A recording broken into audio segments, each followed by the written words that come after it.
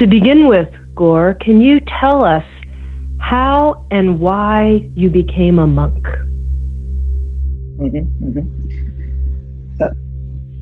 My decision to be a monk was a journey, and the journey was a combination of multiple things. Number one was I have always believed that every individual should be very, very satisfied in what they do in their life. They should find tremendous fulfillment in the nature of work they adopt. So I studied electrical engineering and I started working with Hewlett Packard HP, a very short stint. But then I did not find myself fitting into that role. Although I was good and decently good at my work at HP, but I didn't find it to be fulfilling. And I usually say that, if you're kind of working for about 8 hours a day, a conservative number, and if you work for like 5 days a week, that's about 40 hours a week.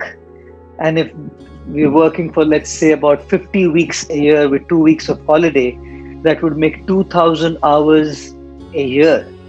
And if you're working for about 45 years, that would make it about 90,000 hours of our life at our workplace. And that's about, on an average, about 10 years of our life we spend at our workplace. And a lot of people, they continue working in what they do because it pays them well and they're probably good at it, but not necessarily satisfied with what they are doing. So the first reason to make that shift for me was I did not want to spend my 90,000 hours doing something that I was good at, doing something that I was paid well for, but doing something that did not satisfy me, that did not fulfill me, that wasn't my passion, that wasn't my calling. So that was one of the first reasons I thought, hey, I definitely need to look for something that truly resonates with my soul, is in complete sync with my soul and my passion. So I started introspecting a little bit, and what would that be if it's not technology? Being at Hewlett Packard, what would that be? And the answer that I got from within myself, with a little bit of introspection and reflection, was that I loved working with people, and in terms of helping people with their life.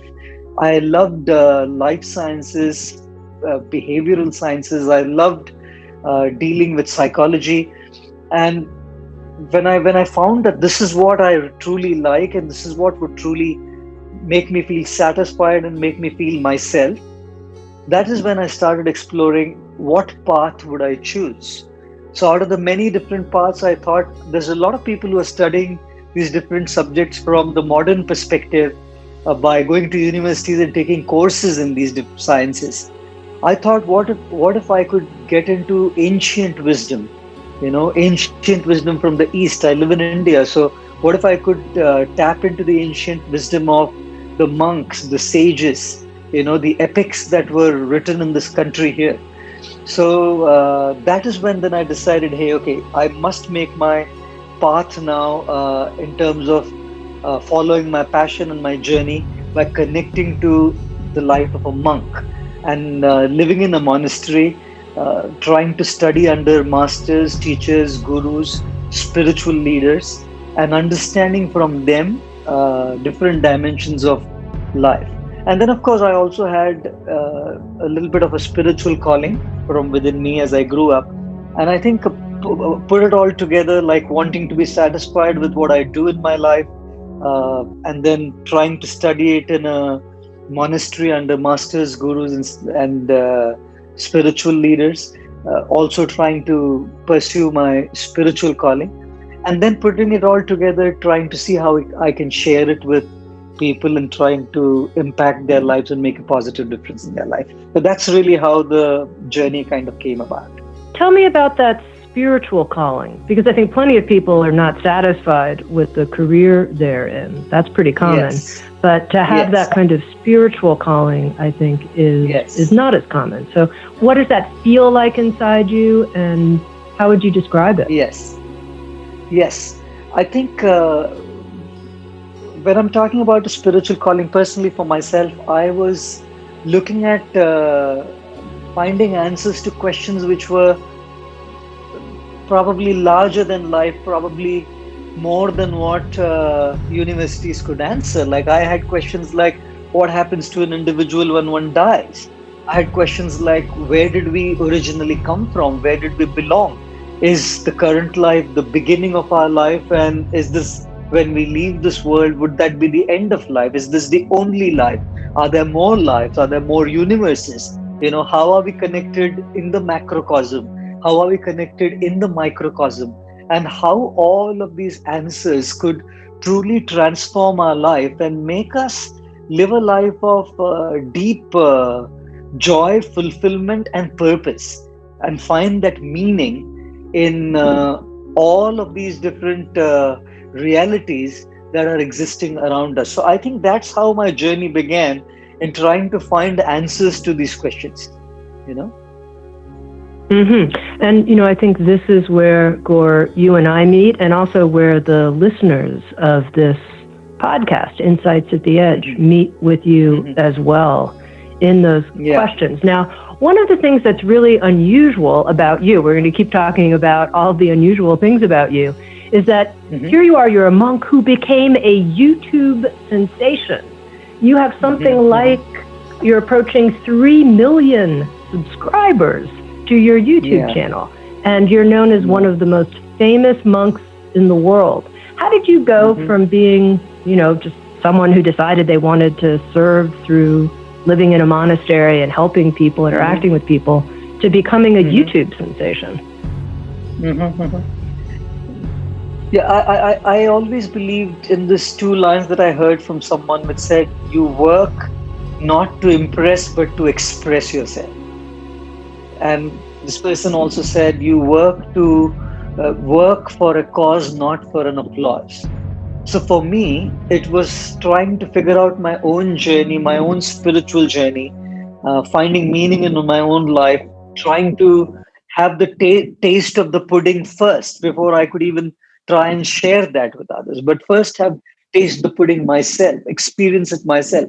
So when I was living in the monastery, I still am, in my journey within the monastery, I was really trying to practice meditation, practice study of the scriptures, practice learning under my teachers, practice being with all my comrades and friends in the monastery, in the ashram, and living a very spiritual life.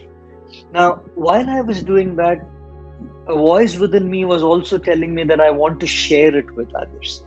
Because when you experience something very deep, something very profound, something that transforms your life, you also want to see if you could share it with others so their lives feel transformed and positive as well. Like if I watch a good movie, or if you watch a good movie, you want to tell a couple of your friends, hey, look, this movie is really nice, why don't you check it out? Or you go to a restaurant and you find something really delicious there, you say, why don't you check this restaurant out? So we want to usually share our best experiences with people whom we love.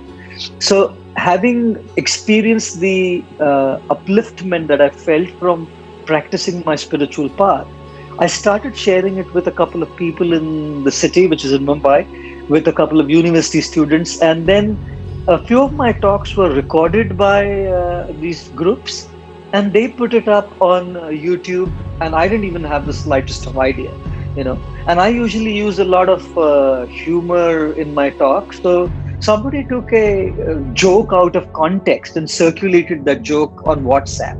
And that joke went viral. That particular video clip went viral. But then people started taking jokes out of context from the talks that were uploaded on YouTube by some other groups. And then I was wondering if that's my image. I had used humor to make a very deep and a very profound point that would inspire my audience to take life more seriously. And that's really what the purpose of humor was. But then people started taking these clips out of context, and it kind of seemed that I'm just cracking some jokes, although I'm a monk. So then I had a friend of mine who was a social media consultant. I spoke to him and I said, this is what's happening. He said, because you're not putting any content out there consciously from your side. So he said, why don't you start a channel on YouTube and start a Facebook page, an Instagram account, and start consciously posting stuff out? So that's when people will know that here's a place where anything that anybody wants to know what Gaur Gopal Das wants to say, they know here's the place to go. So about 3 years back, I would say we started this journey, consciously started the channel, the Facebook page, the Instagram account, and all other social media handles. And yeah, that's where it started from. So it was basically wanting to share my experience to groups of students, and then somebody posted it on YouTube, and that's how the journey began. And now we took it up more consciously and started working on it, and that's the journey. Yeah. Now, Gaur, you said something interesting. You said that when you joined the monastery, the first thing was to taste the pudding. An interesting Yes. phrase, to have your own experience before you start Yes. telling other people about it. Tell me what the pudding tastes like. Yes. So when I talk about that pudding, it's kind of an outside-in experience. Spirituality is primarily, I feel, an inside-out experience that you truly feel it inside, and then you kind of, it reflects in everything else outside in your life. But I feel that journey begins outside in. So when I joined the monastery, I came in here, there were things like a very disciplined life, waking up at certain times in the morning, going to bed at certain times in the evening, eating at certain times, eating certain kinds of food, sitting in certain postures when I meditate, praying in certain ways, reading in certain ways, talking with a certain sense of sobriety. So all of these things were the outside aspects of discipline, and the first taste of the pudding was just in following these things externally. I came from a family where I was kind of a pampered boy. Everything that I asked for was given to me. I never ate anything at home, which like whatever I requested was made, and if they didn't make it, I wouldn't eat it. So I was kind of a very pampered boy, and here I come into the monastery and I see, hey, there's a lot of discipline here. Right? I need to eat what is given to me. I can't demand now. It's a monastic order, so there's a community kitchen, and the same kind of meals are cooked for everybody. So I didn't have a choice in there. Then I come in here, and I had just graduated from university, studied electrical engineering, worked for Hewlett Packard, and then I come in here thinking I am a someone, and I find people here who had come from universities which were way better than mine, who had corporate experience way better than mine, and these people were also people who had now come to a certain level of spiritual depth. So one was, I tasted this kind of dependence externally, and as I came into the monastery, dependence on things, whereas I could just get whatever I wanted at home. And then I had to kind of humble myself. Like sometimes I say, humiliation often comes before humility. So it wasn't kind of humiliation, but when I came in here, I came in with something in my head that I'm a someone, and suddenly I'm surrounded by people who are not only professionally more qualified than me, but also spiritually very evolved. So yes, I sensed a lot of dependence. I sensed a lot of humility. That was the first taste of the pudding. And then as I started practicing my spiritual path, my mantra meditation, my chanting, as I started practicing study of these books and these literatures, as I started listening to my teachers, my gurus, and applying the practices of meditation and the virtues that are needed to meditate properly, that is when I started finding a positive transformation even internally. So it began outside and started reflecting within. The taste of the pudding internally, as I practiced all of these things, were I could instantly sense a very strong feeling of calm. Earlier, I would get disturbed with little things. And when I started practicing these spiritual practices, adopting these spiritual practices, I could instantly feel a sense of calm. I started feeling that I'm able to take charge of my life. Usually, and often it happens to be that our mind takes charge of our life. But I started feeling that I'm slowly trying to now take charge of my mind, and direct my mind to where I want it to be. And I felt that is one of the greatest power, to be able to direct our mind and focus our mind to where we want it to be, rather than the mind directing us and taking us to a million places where the mind wants to go. So that was one of the taste of the internal tastes of the pudding, that I could feel a sense of calm and a feel of being in charge of the mind, taking charge of the mind, and also a very deep sense of satisfaction, and a very deep sense of uh, I would say joy, uh, which was coming from connecting to my own self and connecting to powers beyond me.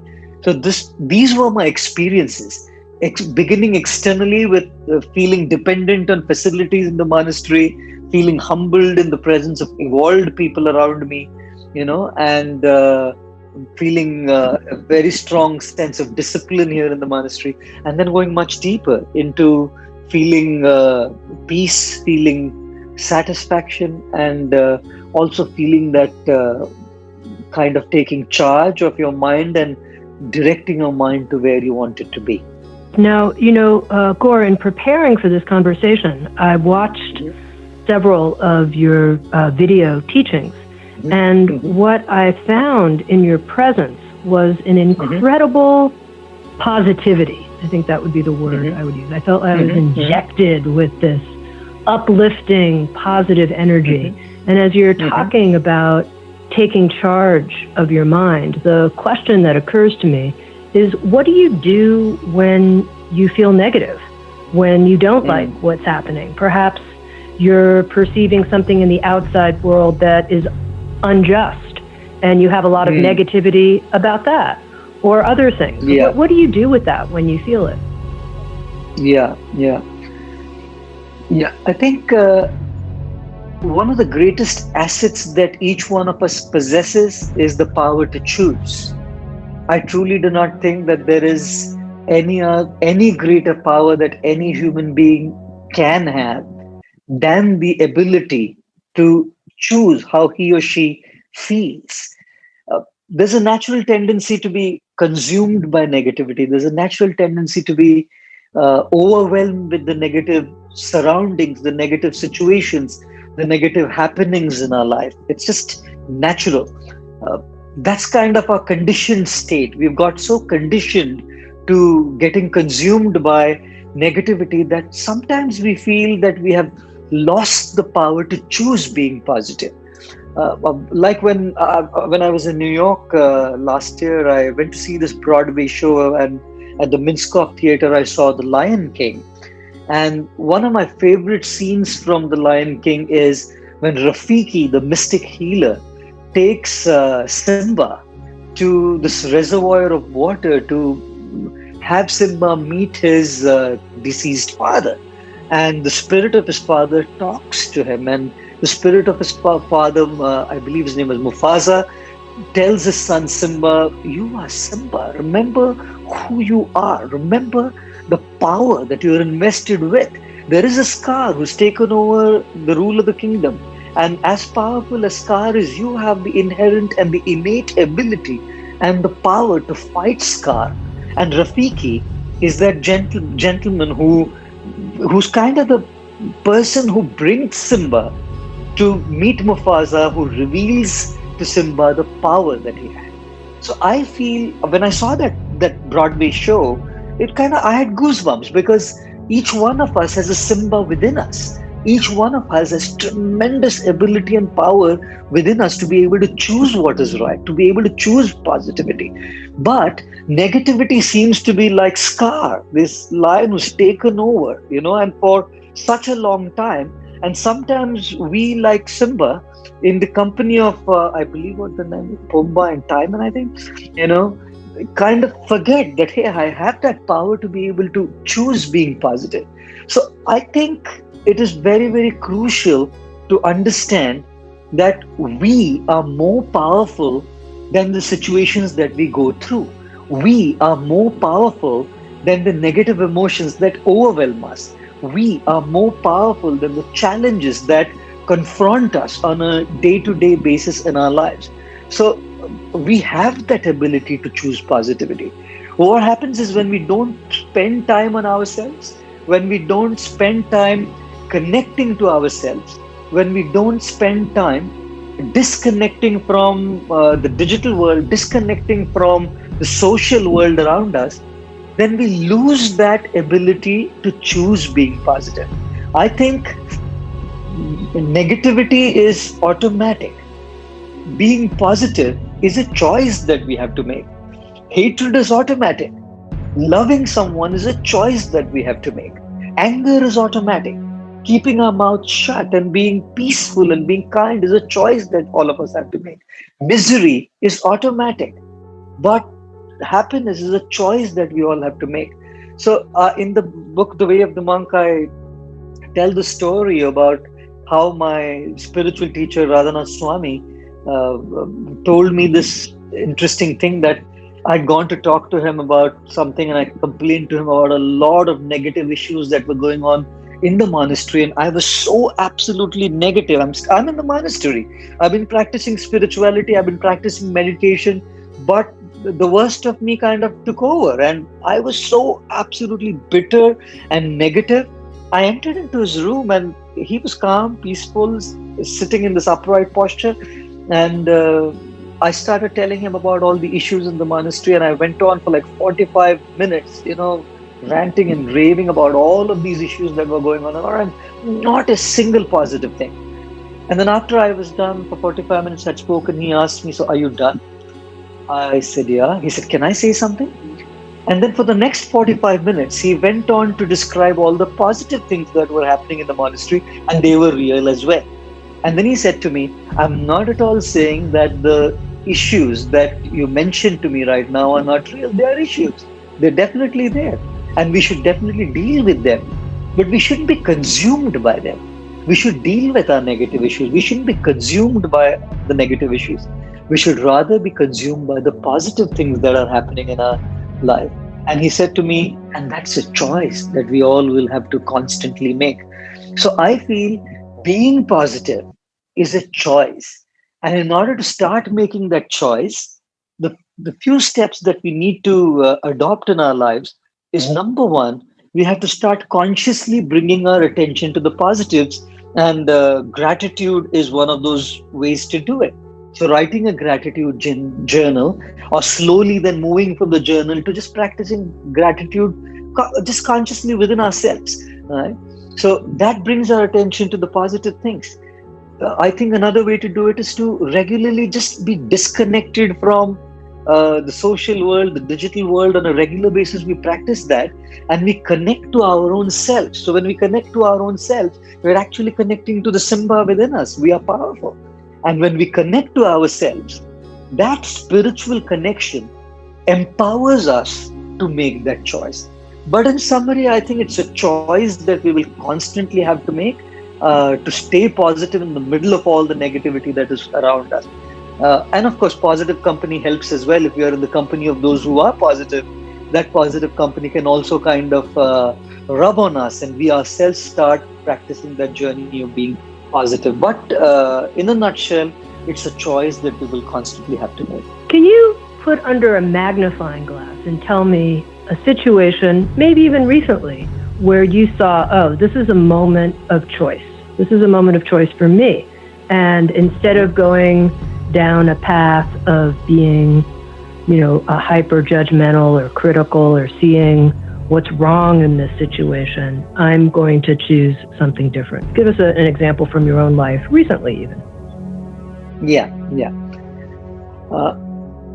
I think recently the monastery where I stay, I've also been a part of the management here, and we are in a strict lockdown here. Mumbai has a lot of cases here. In the whole country, Mumbai is one of the third largest cities where the coronavirus is like really rampant and spread like wildfire. So in the temple management, there has been this ongoing debate. The state government has kind of relaxed the lockdown a little bit. It's eased it out a little bit. So there has been this ongoing debate that can we also relax it. So there have been two schools there. One is the old school, which is like very conservative, saying no, we better kind of keep it strict. We better kind of keep it,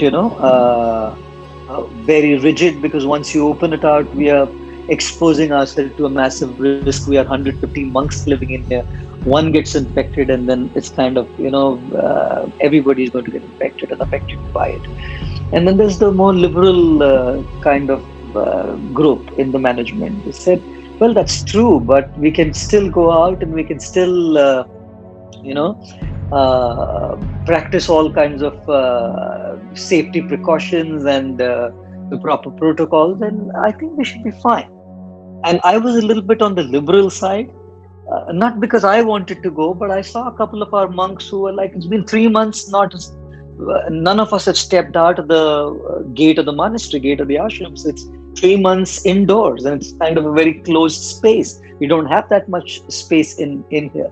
So I was a little bit on the liberal side, saying, okay, we should kind of allow people to, move out with proper precautions, with face masks and all of that stuff. And I've spent a lot of time here. It's been over kind of getting 25 years now. And obviously, being kind of a senior person here in the management and in the monastery, I felt my words would have that, impact.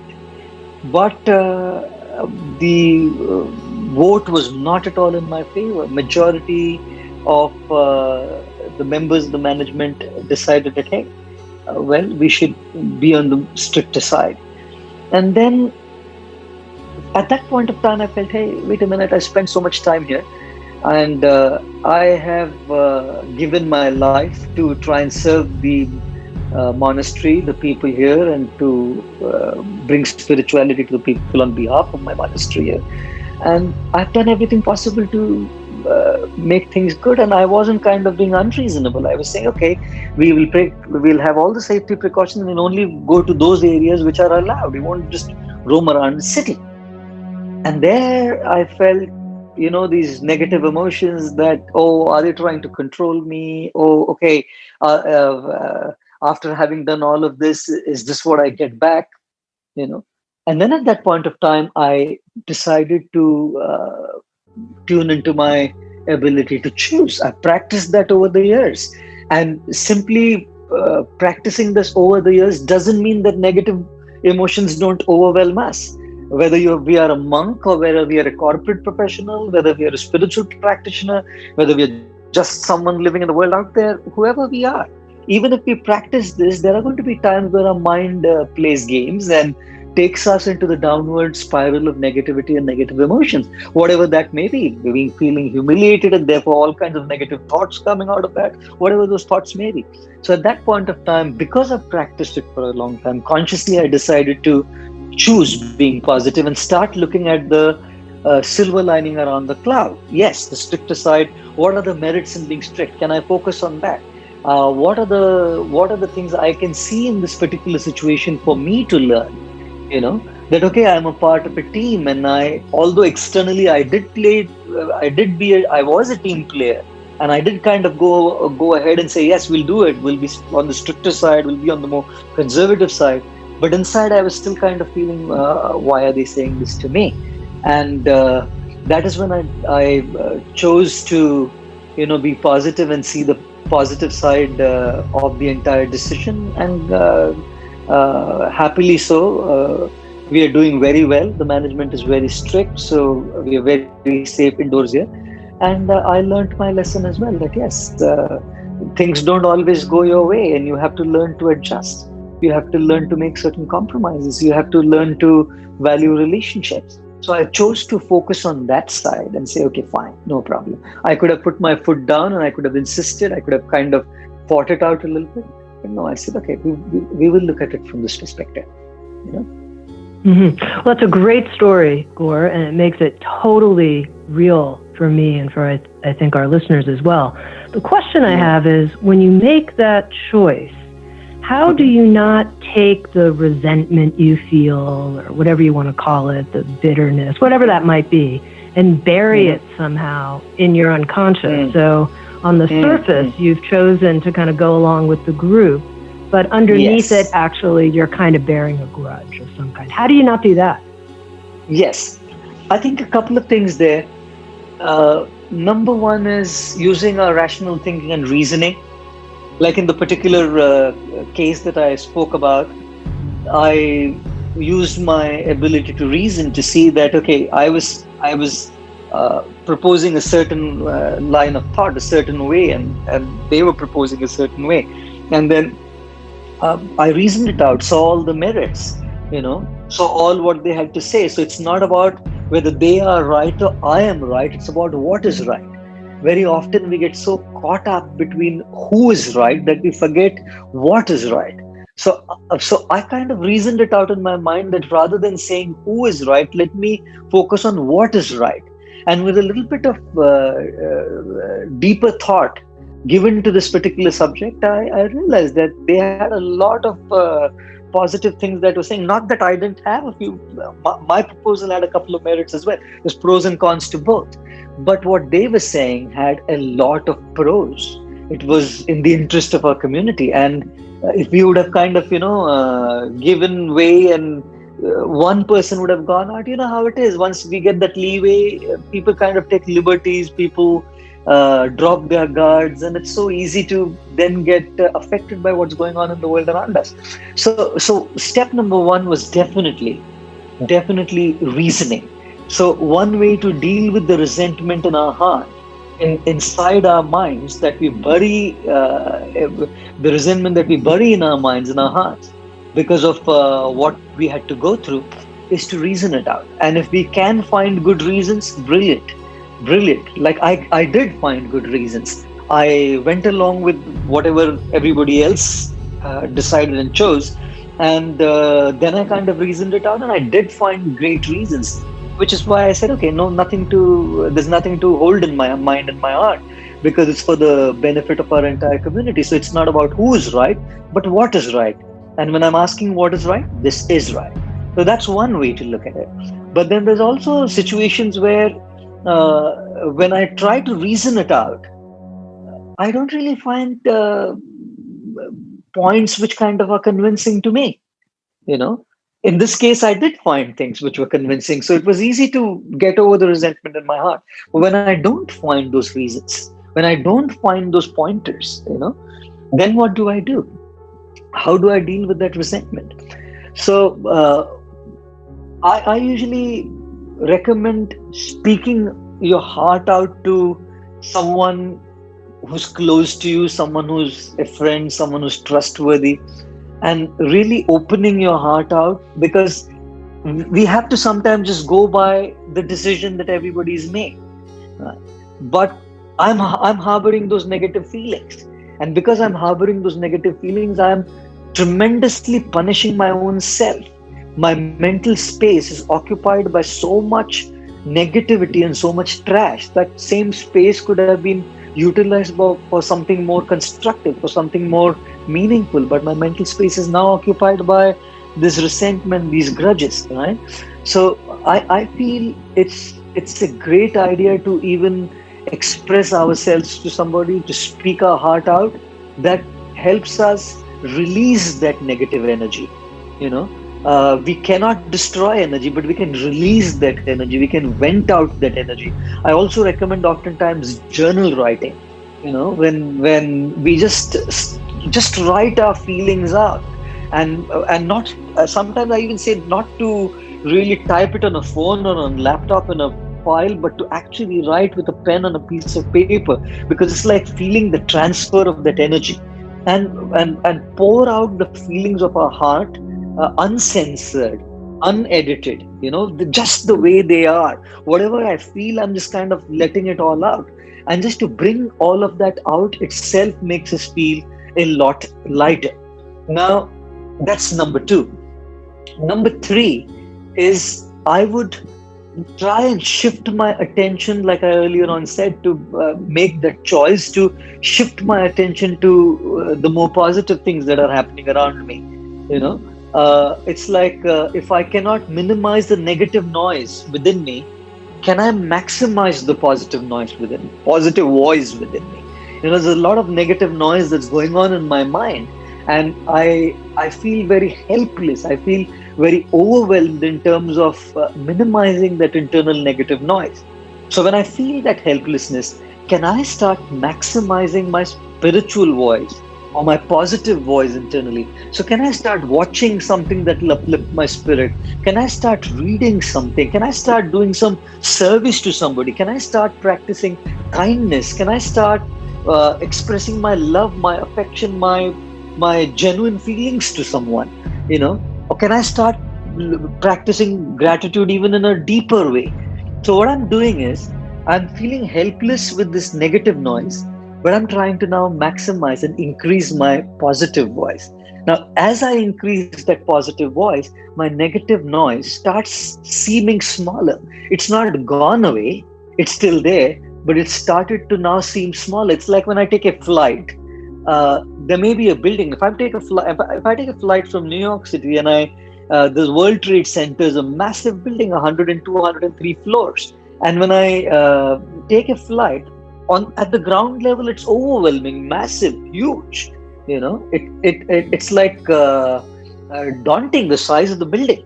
But when I take a flight and my flight starts gaining altitude, as I start going higher, the building still remains exactly the same in size, but because I have risen above it, it starts becoming smaller to me. So what I mean by increasing my positive voice is to start gaining internal altitude by the early things that I mentioned, whether it's service, whether it's gratitude, whether it's reading something or watching something uplifting.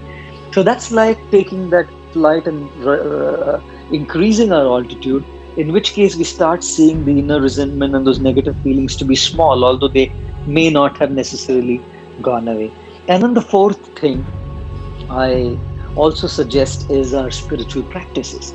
Those spiritual practices, they're not just kind of helping us gain altitude, but beyond gaining that altitude, they're also helping us slowly heal that resentment, you know, heal those negative emotions internally. So these are the 3, 4 things that I would do when I hold those feelings or I harbor those negative feelings in my mind. Number one, I would reason it out to see, if what the other people did to me actually had made sense. And if it did, then it's not about who is right, but it's about what is right.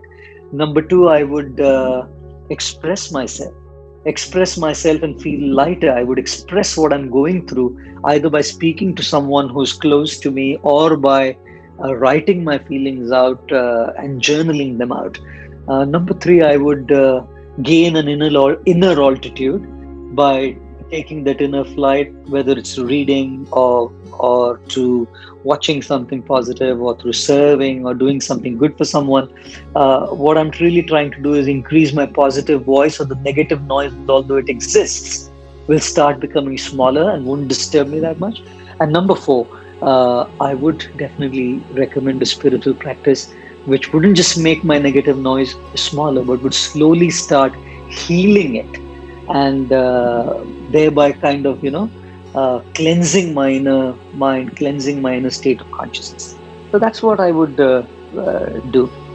Listening to you, Gaur, reminds me of a quote that I found from your work that's quite well distributed on the internet. Powerful quote. Feed your faith and all of your doubts will starve to death. And I know that you're part of the Society of Krishna Consciousness. And I wanted to know a little bit more. When you say something like feed your faith, what is it that you have faith in? I think when we're talking about faith, we are talking about, it begins with faith in ourselves. We talk about we use terms like self-confidence. So the first thing we're talking about is faith in our own selves.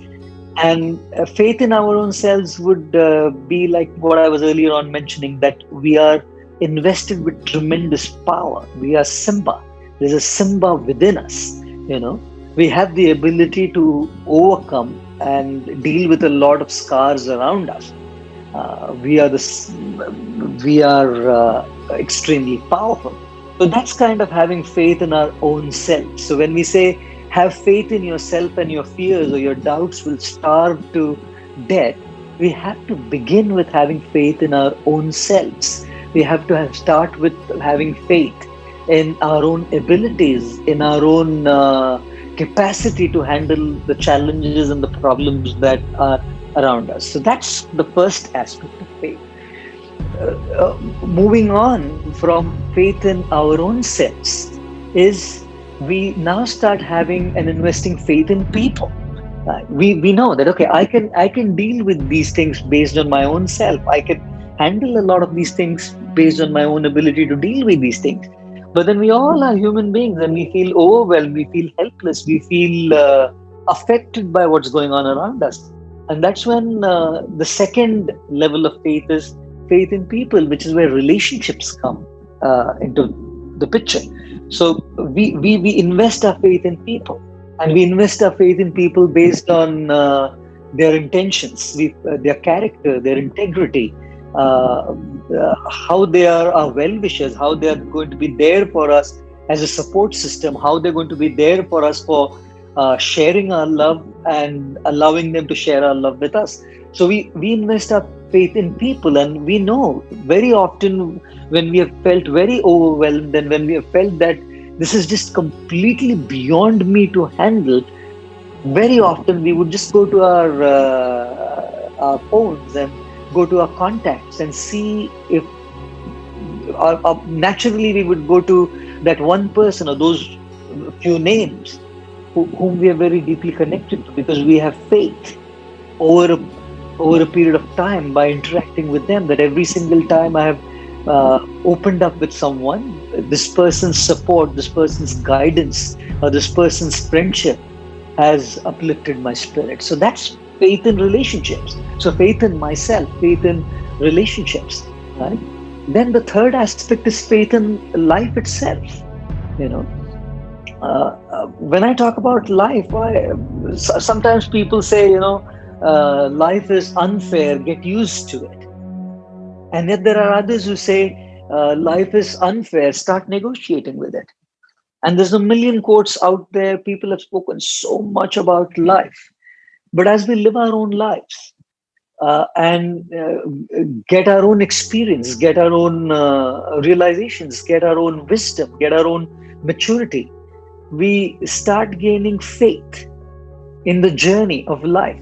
Like Steve Jobs said, connect the dots backwards. When he gave that Stanford speech, when he was chucked out of Apple Incorporation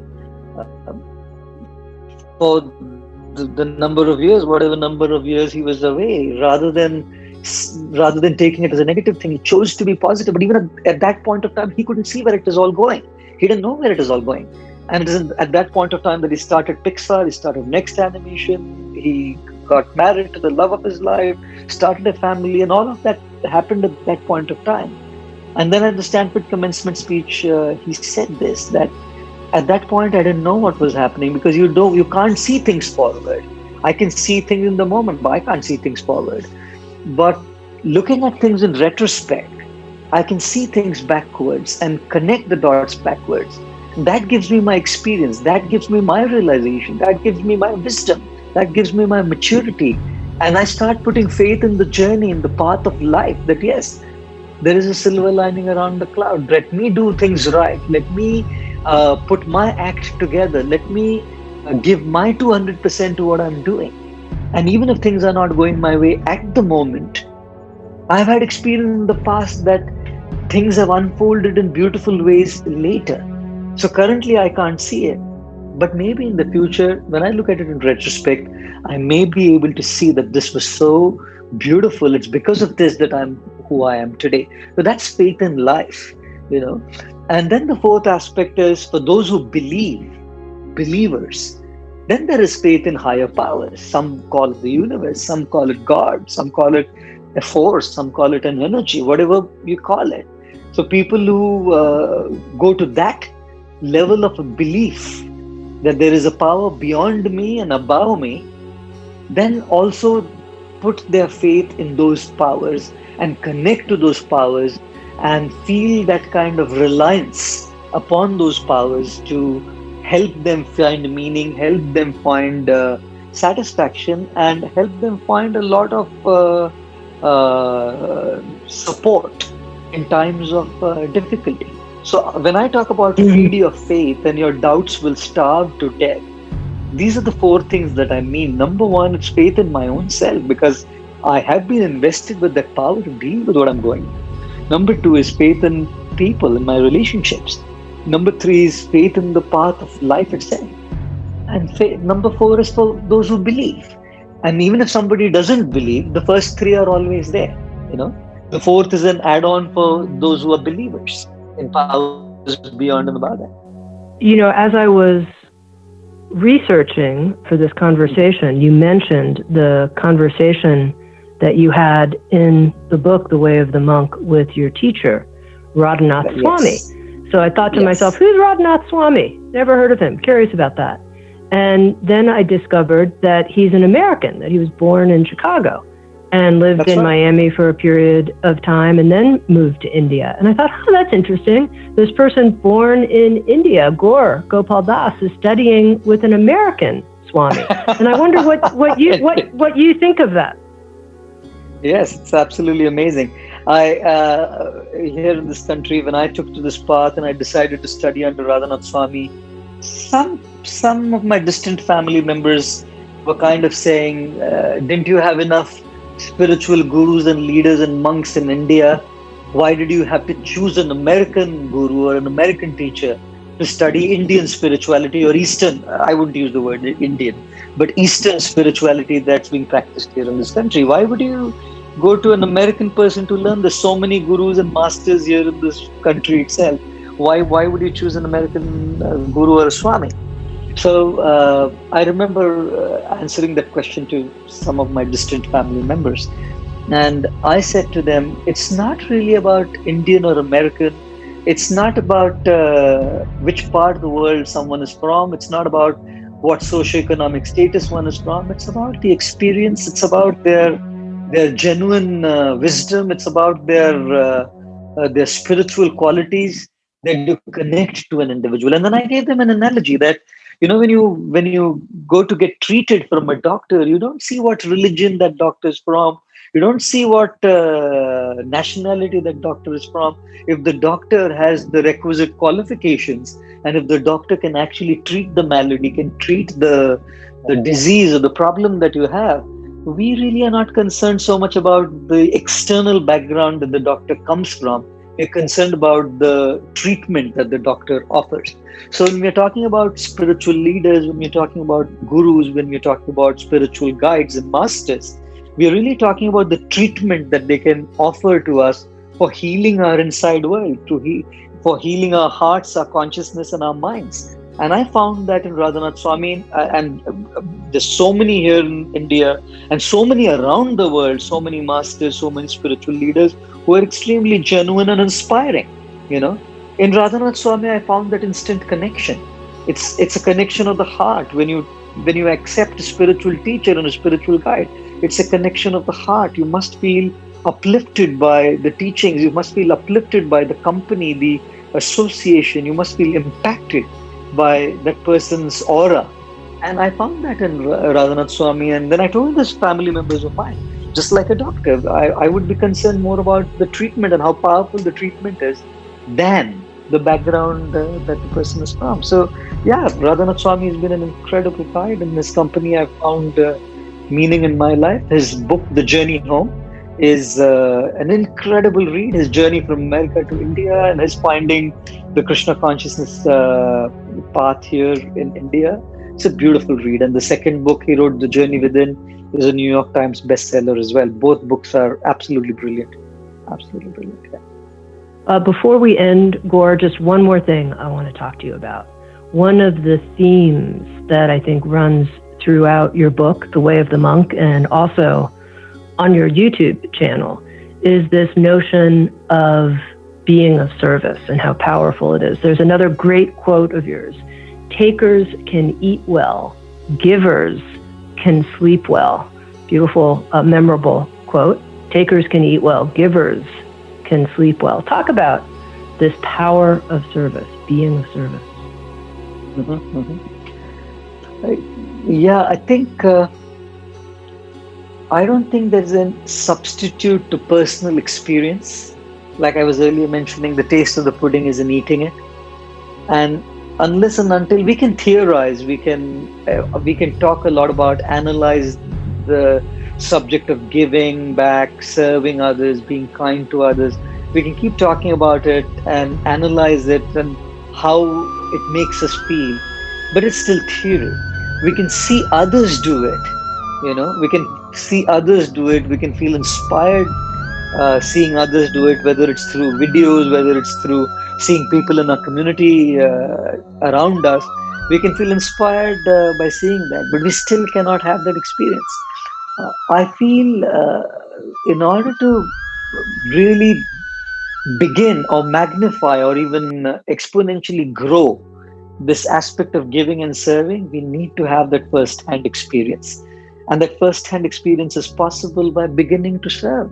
When we start, even if it's just so small, even if it's just so tiny, even if we can just make a difference in the life of one person around us in even the smallest possible way, that positive experience that we feel in our soul, impels us to do more. And that is how it's a loop. That little thing that we start makes us do a little more, and then we get more fulfilling experience, and then that inspires us to do a little more, and then it's kind of an unending loop where we get into that mode of giving and serving. What is a habit? A habit is nothing but the positive experiences that we want to repeat again and again. What do we want to repeat? We want to repeat something that gives us pleasure.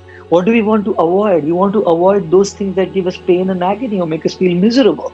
Right? So why do people do something again and again and again? Because it's giving them fulfillment and pleasure. But it began at a certain point of time. And that's why they wanted to repeat that experience. So similarly, when we begin this aspect of giving, sharing, serving, but even if it's so minuscule, very, very tiny and small, and when we feel that, we want to repeat that experience. And the more we repeat it, it becomes a habit, it becomes a conditioning, a positive conditioning, which is so beautiful for us because we are living a life of meaning and true joy. And it's so beautiful for the world because we become instruments of kindness and compassion to the world. So yes, when we're talking about giving, I don't think there is a substitute to personal experience. The taste of the pudding is in eating it.